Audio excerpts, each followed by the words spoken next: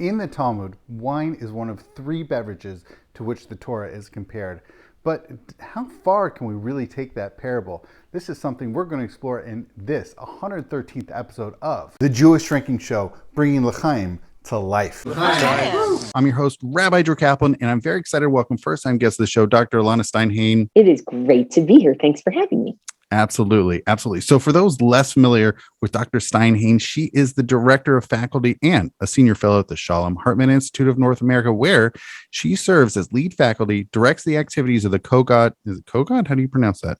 Kogod, you got it. Kogod Research Center for Contemporary Jewish Thought, and she consults on the content of lay and professional leadership programs. She teaches a periodic online learning series, Talmud from the Balcony, and co-hosts an ongoing podcast on Israel-related topics, for heaven's sake, with Yossi, Klein, Halevi, and Donniel Hartman. So welcome, Dr. Stein Hain. It's so nice to be here, especially because I think I only started drinking beer when I was like 30. And I think I only started drinking spirits. I think it's fair to say when I was 35. So I'm like in the Mecca of Jewish, alcohol understanding. I mean, I remember I was in a liquor store, what was it, a few months ago? And I texted you, I said, can you tell me how I know if so-and-so's, it's like my gurus. It's great to be here. Wonderful. It's very flattering. We are talking about some interesting sort of parable. Well, actually, there's one particular story in the Talmud, Dr. Stein Hain, that you wanted to point out as far as liquids, beverages, right? Yes, indeed. And I hope I don't offend people who think of alcohol as being in its own class, but it essentially starts with Rabbi Oshaya saying something in the Talmud in Ta'anit, page 7a, where he says, why are words of Torah compared to the following three drinks, the following three liquids, right? Mayim, water, yayin, wine, and chalav, milk. And then he brings a verse from the Bible to talk about why, where he thinks that comparison is drawn. But what he says is the reason why words of Torah are compared to water, wine, and milk, which I think we could argue are pretty foundational drinks in this world, right? Meaning in the world in which Rabbi Oshaya lives, you need water, obviously. We could be thinking about milk, the way we think about it now. And then yayin, wine, is going to be something that's like expensive, right? So you kind of, this is not a natural three-parter in a certain way. Like water, milk, and wine. On the one hand, it's like, oh yeah, these are staples. But on the other hand, well, wine's necessary, but it's more expensive, and water is probably cheaper, right? It's not exactly. And so what's he going to do to bring them together? He says, well, the reason all three of these end up as a metaphor for Torah is because just as these three liquids can only be kept in cheap vessels, meaning not golden, not silver. If you want to actually maintain them, you're going to put them in earthenware vessels, right?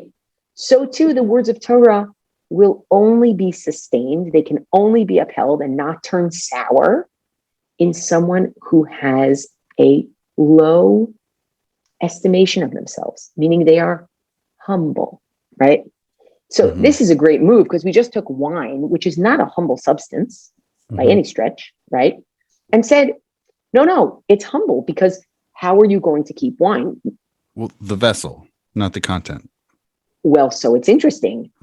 He starts with, why is Torah compared to wine and water and milk? But then we move to the vessel in which Torah is kept, right? So the Torah itself need not be a humble thing. The Torah itself may be a very precious thing, but the one in which it's kept should be a humble person.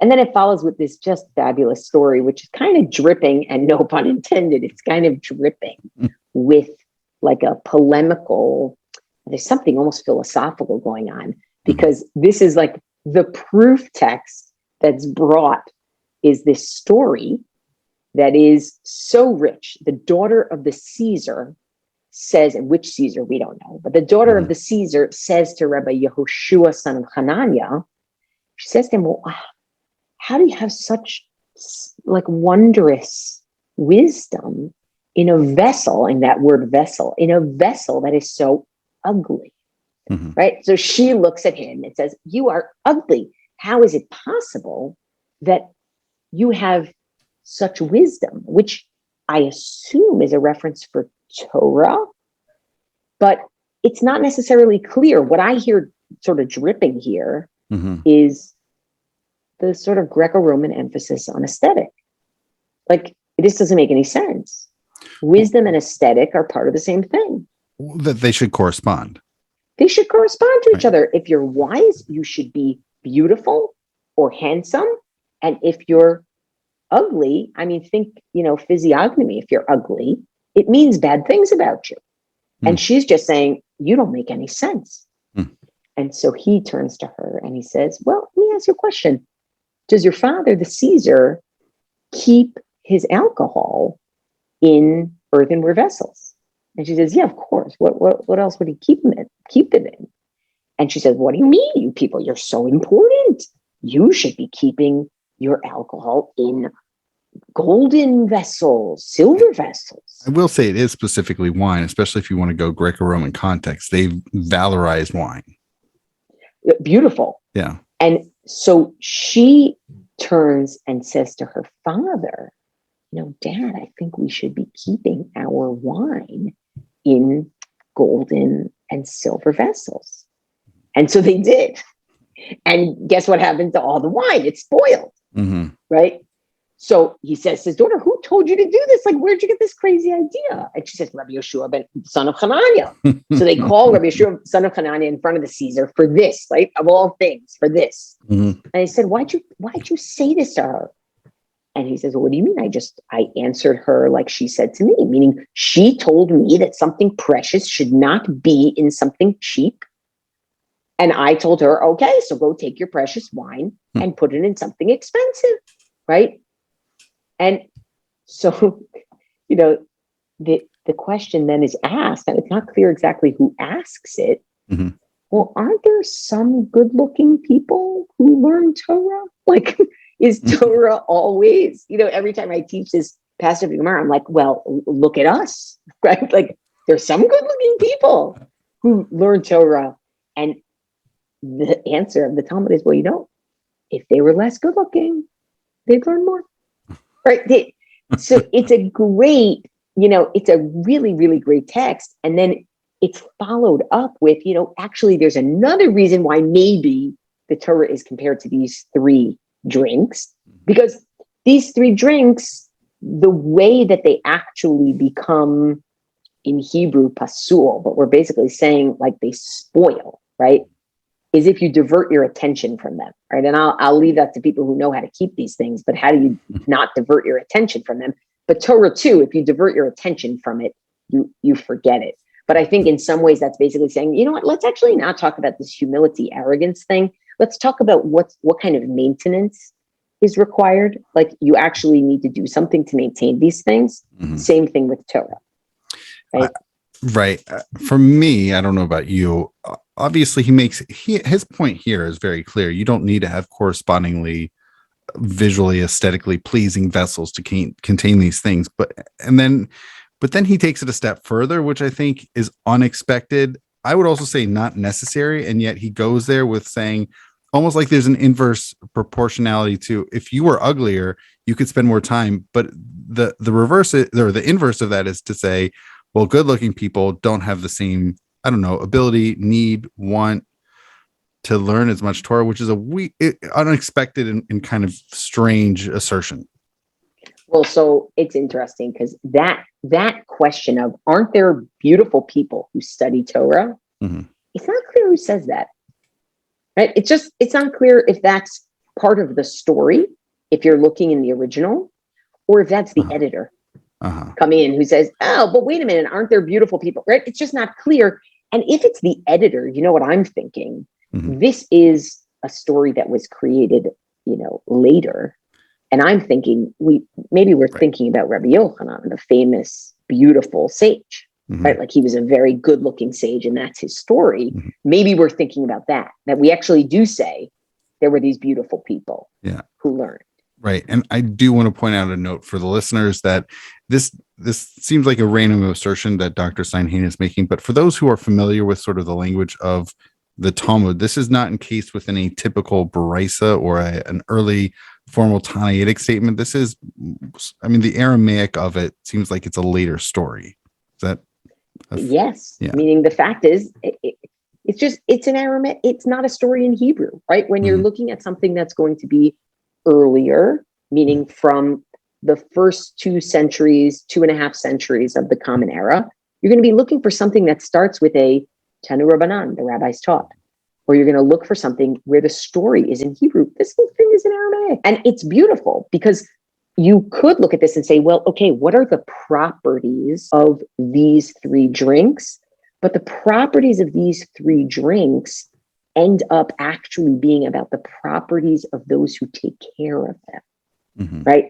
That's what it is. It's not Torah is compared to wine and water and milk, because just as wine, water, and milk are required to live, you can't live without them in some sense, or just as they make people feel full. This is not about Torah. It's about human beings as vessels of Torah. Right. So is it that we need to do constant maintenance in order to maintain the Torah that we have? Is it that we should be humble in order to maintain the Torah that we have?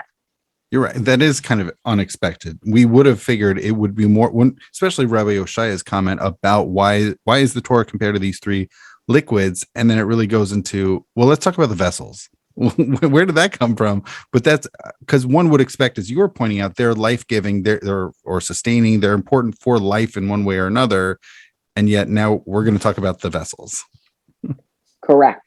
Right. Yeah. Meaning like where you could see a whole different line of metaphor that would be about, and there is such a line of metaphor in the same Talmudic chapter about Torah being like water.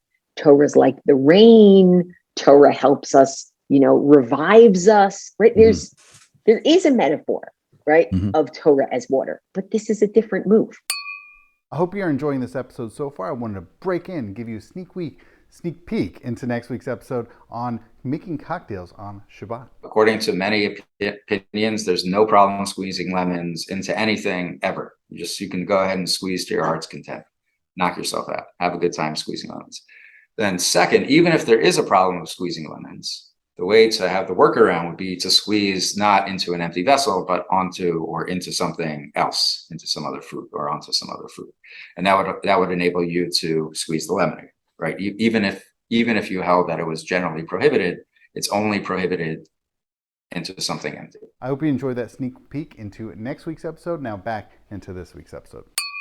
There's a similar set of cleverness that he pulls off against the Caesar about this. Yes. I mean, literally it's the Caesar, but is it really literally the Caesar or not? It's sort of another matter.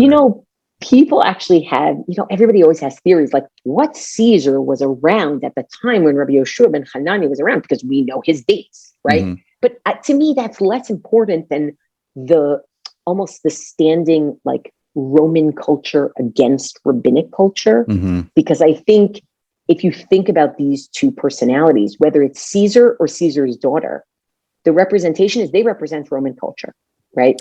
And Yoshua ben Hananiah represents rabbinic culture. And what makes it, I think, even weirder and perhaps more interesting is that as hopefully we'll get to a proper Tannaitic text encased within a brisa, but this is not. And it almost makes me think it's somehow coming out of the Sasanian Persian context.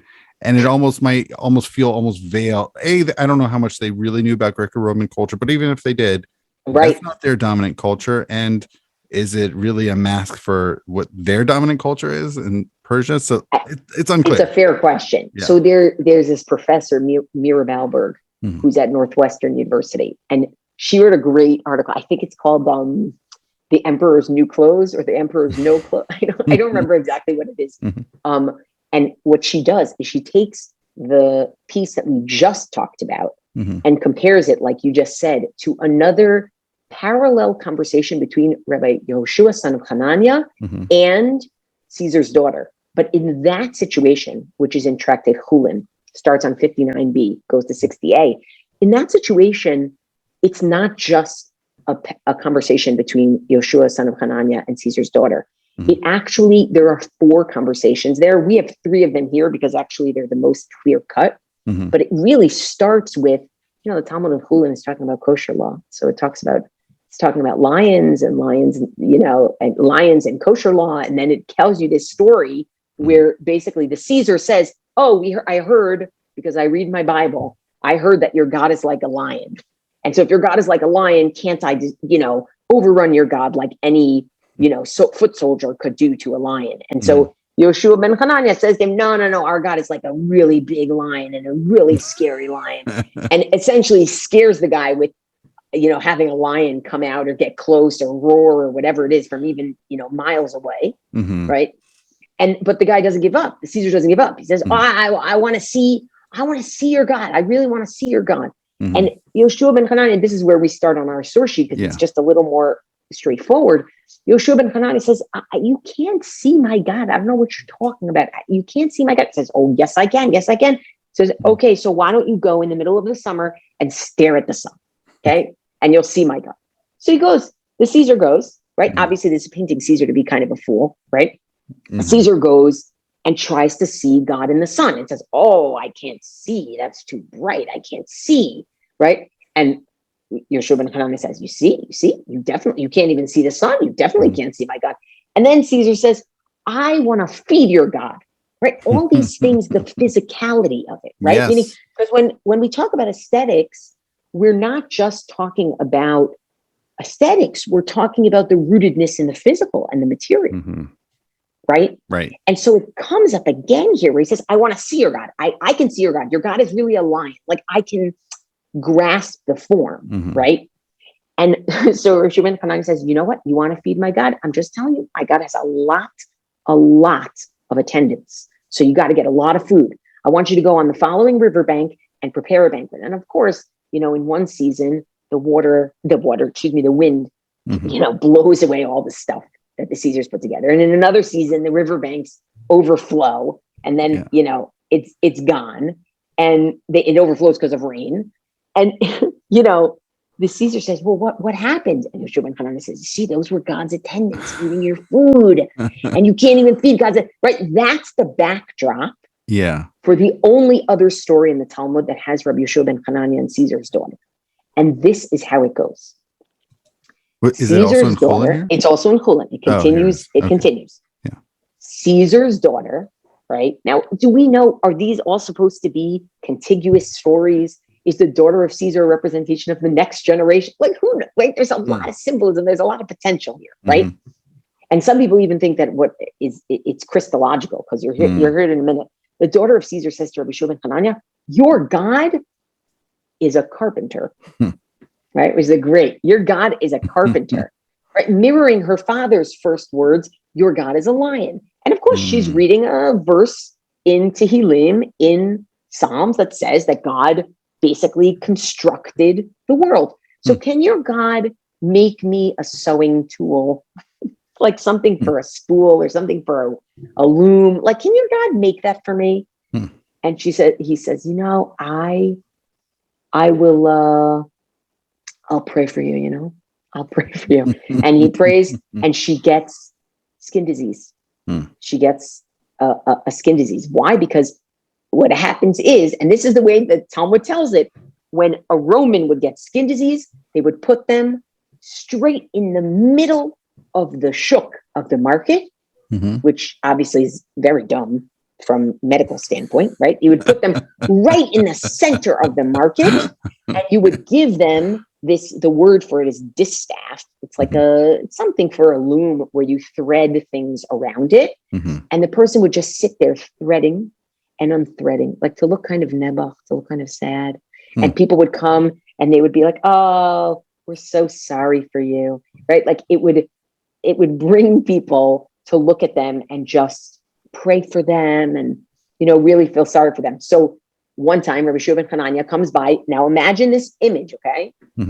the daughter of Caesar is sitting with a skin disease, which you better believe doesn't make her look good, right? Doesn't make her look beautiful, like a beautiful vessel, the way she wanted everything to be beautiful. So she's sitting there with speckled skin, right? And worse, because who knows what medical condition, what this results in terms of her own health.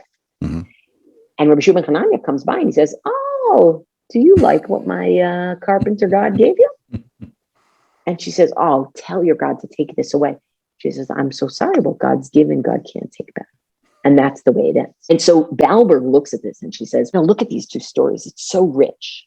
You have one story where she says to him, 'You ugly vessel with such beautiful wisdom. How is that possible?' And he says, 'I am not going to judge myself by your standards. I'm going to tell you, I have a different standard than you do.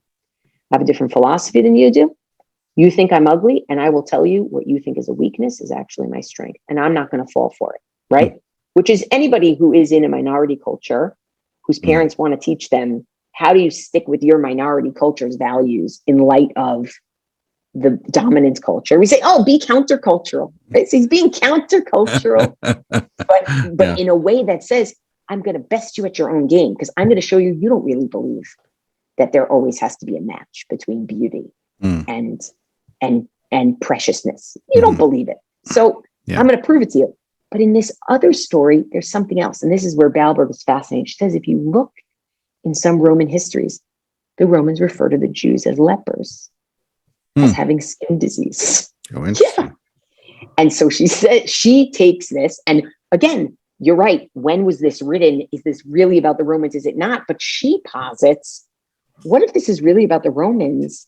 And instead of saying, oh, I'm going to be countercultural, they say, well, what you say is my weakness is really your weakness, right? Like it's a different way.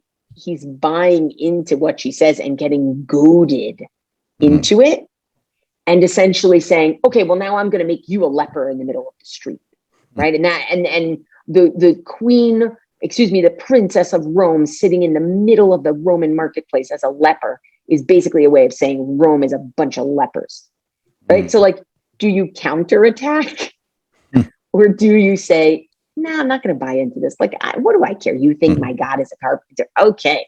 Right. But he just goes full force for it and says, I'm in charge, not you. And that's what it is. Right. He didn't teach her a new philosophy. He taught her brute force. That's what he taught. Hey there, I wanted to see how you're enjoying the episode so far. If you have any feedback, comments, questions, anything, please let me know. And also, if you have topics as well as potential guests, including, who knows, maybe yourself, please let me know. Feel free to reach out to me at drew@jewishdrinking.com. Thank you, and now back into the show. For me, what's utterly fascinating, they all have these. I know you mentioned the lepers, how the Romans perceive the Jews, but I also wonder. He's using all these, not just like physical, not just like parallels or parables, just things that are like abstract, but they all have very tangible physical things. Even the least physical is the loss of the wine that were in these vessels that they soured or they otherwise went bad. And here she's herself is experiencing the leprosy. All the bread went away into the water. So there's this really tangible loss, or in this particular expression, there's pain as well, but it's so like they have to, it's all, I don't know how much of it is for us or holding up a mirror and saying to the Romans or whomever they're supposed to be, their real physical world realities about these things. Right. Well, I think it's really interesting. My kid loves Greek and Roman mythology. He loves all mythologies. When he one summer, we said to him, if you pray every day in the summers a few years ago, we'll get you a book. And so as a present. And so he did. And I said, what book do you want? He says, I want the book of world mythologies. So of course he's praying. This monotheistic kid is praying for the summer. And what do I give him? I give him a book of Greek mythologies. I inscribed it saying, dear so-and-so. He doesn't need his name on the, the world stage here. Right. I said, dear so-and-so, just remember, you are praying only to God, only to Hashem. It was just like, that was whatever. But either way, my point being, there's a physicality to Roman mythology and to Greek mythology, a deep physicality. And I think it's interesting that Rabbi Yeshua ben Hanania, who's saying, you can't see my God, but my God has real effects in the world. Even if you can't see my God, even if you can't picture my God holding a bow and arrow, and you can't picture my God running like Hermes, my God has impact. My God controls nature, which is interesting, I think. Yeah. So if I could also bring up a related text, even though all of these were just between, were purported to be with these particular discussants, there is a similar, and now we have a formal brisa that I found particularly fascinating in Tani 20a. This starts off with a statement that always a person should be soft like a reed and not stiff like a cedar. And there's a particular instant in which Rabbi Elazar, son of Rabbi Shimon, came from Migdol Gedor, from his rabbi's house, and he was riding on a donkey and strolling on the bank of the river. And he was very happy, and his head was swollen with pride because he had studied much Torah. He happened upon not just a regular ugly person, an exceedingly ugly person who said to him, "Greetings to you, my rabbi." But Rabbi Elazar didn't even respond.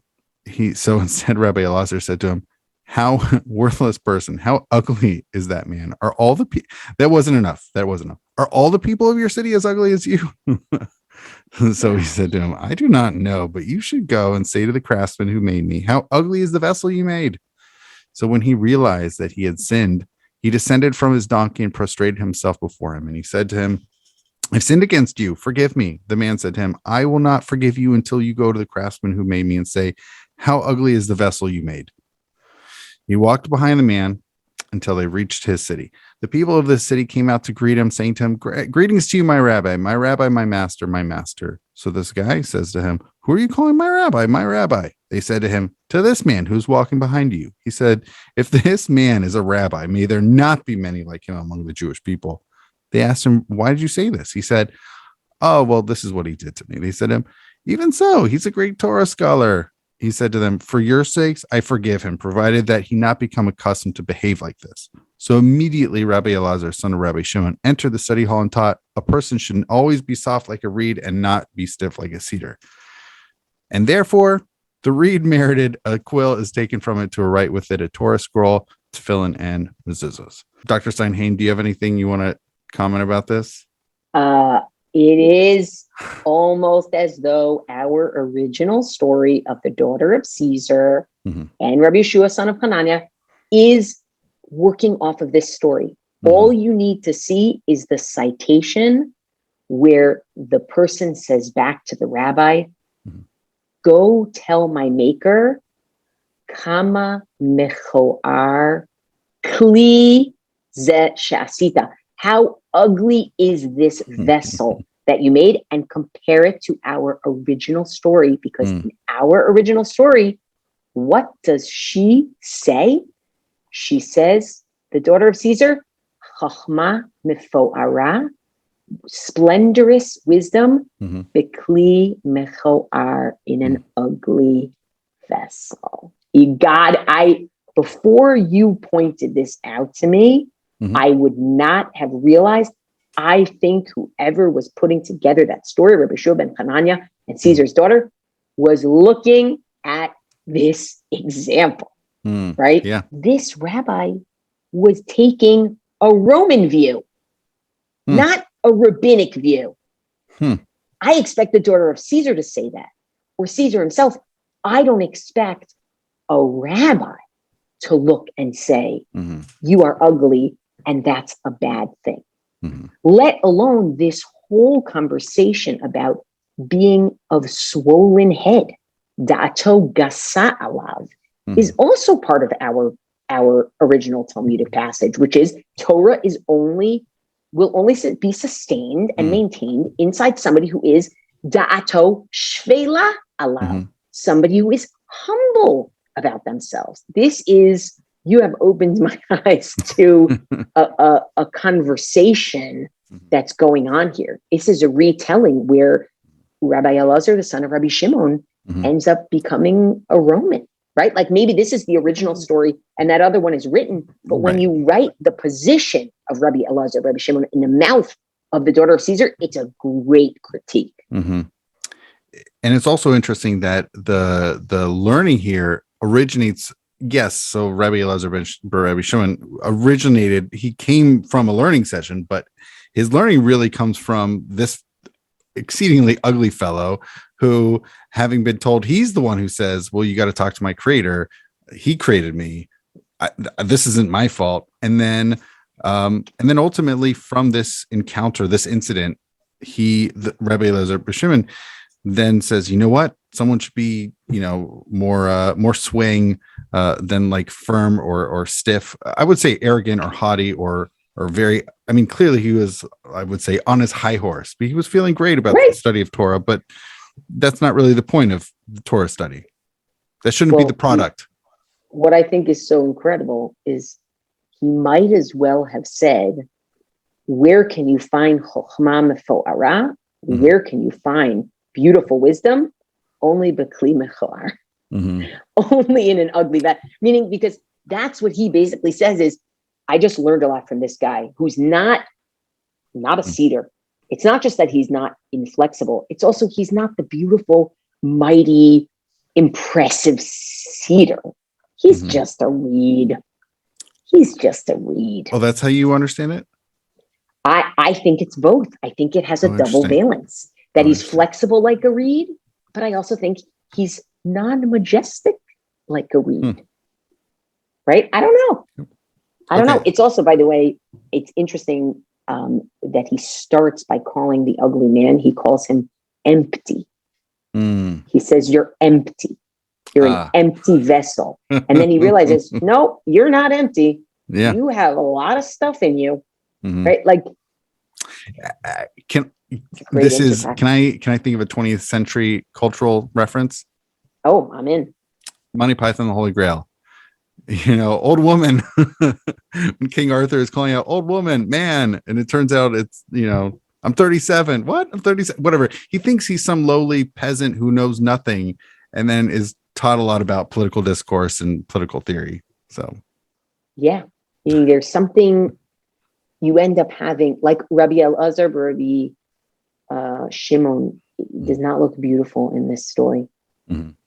Right? Meaning that's really what it is. It's like, you want the Rabbi Elazar, Rabbi Shimon to look beautiful. And he could have looked beautiful. He was so happy. Everything was good until he thought beauty meant physical beauty. And he missed the whole thing. And then he realized, oh shoot, I was going for the cedar. I forgot. The Torah is written with a reed. It's not written with a cedar. You can't write a Torah with a cedar. Yeah. Oh, what a gorgeous intertext. Thank you so much for that. My pleasure. Well, the fascinating thing is this brisa is not trying to do anything with Greco-Roman ideals or ideas. Right. It's just trying to deal with just visual looks and sort of, I would say also what's the expected product of one's learning experience? How should Torah scholars be coming out? And it turns out that rabbis shouldn't be arrogating themselves so much and certainly not belittling ugly folks. So that's for sure. And it makes perfect sense in context of this tractate, right? Tractate Ta'anit, it mixes conversations about the way a person who learns and teaches Torah should be as a human being and conversations about nature. So this is a perfect intertwining of, oh, wow, this is the way I should have been. I should have been like the quill that writes the Sefer Torah, right? That's what I need to try to be like, which is that's actually a beautiful, if I were teaching my kids, what do you want to be like? You should be like the quill that writes the Torah, right? Meaning what comes out of you should be beautiful, right?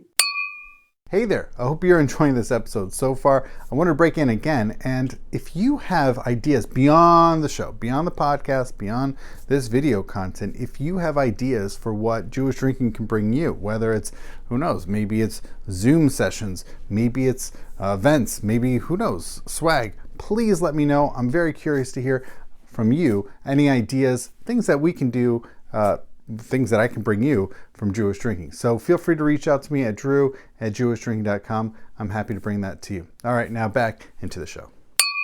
Do you not think that the Gemara in Tani is working off of this breakdown? I think the Yehoshua ben Hanani stuff, I think that is pulling from this, or is somehow drawing from, inspired by. Yeah. But yeah. I do not see I would say that the cedar and reed stuff is more about sort of one's personality and not necessarily about the visual aesthetics of someone. Yeah. See, I think he's doing both. Okay. Because if you use cedar versus reed, you can still keep the guy as ugly.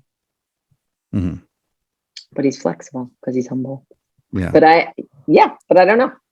I don't know. I mean, for me, I think the overarching lesson, especially, this is very much a text that's for rabbis, by rabbis, but also immediately addressing rabbis. Like, you are meant to be studying Torah, and we're all studying Torah, and there's a lot writing on this, but also, how are we supposed to behave with all of this acquired knowledge, not belittling people, some peasant on the street. Like, that's not the behavior that we're supposed to be modeling. Yeah. And we're going to be shamed by them too. So. Right. Well, he also said everybody in your city is ugly. Right. And he gets to the guy's city. And even the people in the city are like, no, you should forgive him. Yeah. Well, it's nice that he's only doing it for their benefit, because of them and not because of him. Right. It's a really interesting story.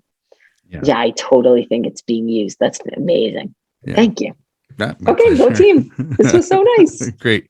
All right. Thank you so much. My pleasure. All right, Dr. Stein Hain, thank you so much. This has really been great to talk Talmud with you.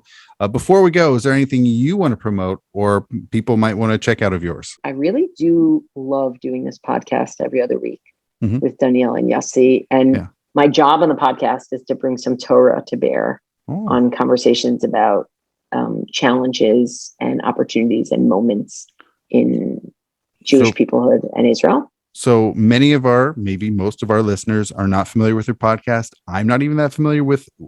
So every other week, what types of topics, discussions come up that you add your Torah to? So what we do is Donniel and Yossi, as two Israelis, right? One formerly Canadian, one formerly American, but as two Israelis who have lived there for decades, they'll talk through an issue that's going on in Israel. It might be, the government falling apart. It might be the latest round of violence. It might be the creation of the new coalition, as it was a few months ago. And I'll come in and bring a Torah values lens, not to tell people what to do, but just to say, like, this is what it reads like. Like there's something happening there.